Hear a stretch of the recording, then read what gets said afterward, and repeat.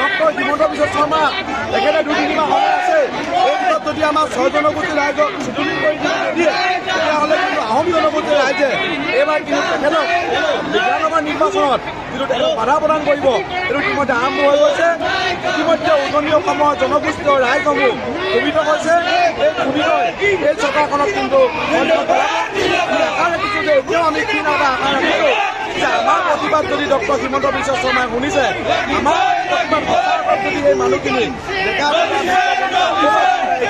হবে এই কথাখিনি জনজাতি মৰ্যাদা প্ৰদান কৰিব ক্ষেত্ৰত নহ'লে কিন্তু এই চৰকাৰখনৰ এই ৰাজত্ব কিন্তু বেলি মাৰ যাবলৈ বেছি দিন আমি অসমৰ 3 প্ৰান্তত ক'লোৱেই আমি সোণাৰী হায়াৰ ছেকেণ্ডেৰী আমি আপোনালোকে জানো যে আমাৰ যেতিয়া আমি অনুষ্ঠানটো আৰম্ভ কৰিম গতিকে আমি আনুষ্ঠানিক আৰম্ভ এতিয়ালৈকে কৰা নাই। কণ্টেক্ট সময়ৰ পিছতো আমি আনুষ্ঠানিক আৰম্ভ কৰিম। আমি এতিয়ালৈকে আমি কৈছিলোঁ যে আমি 5,000 মানে 5টা মানুহ আমাৰ বিভিন্ন প্ৰান্তৰ পৰা আহি আছে।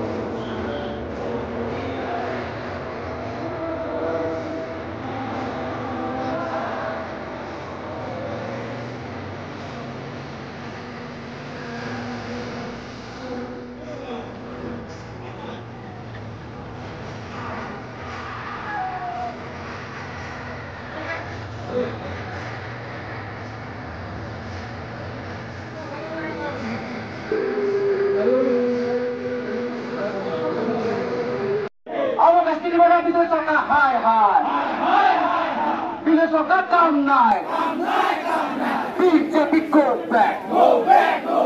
BJP go back. No rest, no rest. No rest, no rest. We want SD. Awak SD lagi boy. Awak SD lagi boy. Awak SD lagi boy. BJP sokak high. BJP sokak come night. Move, go back.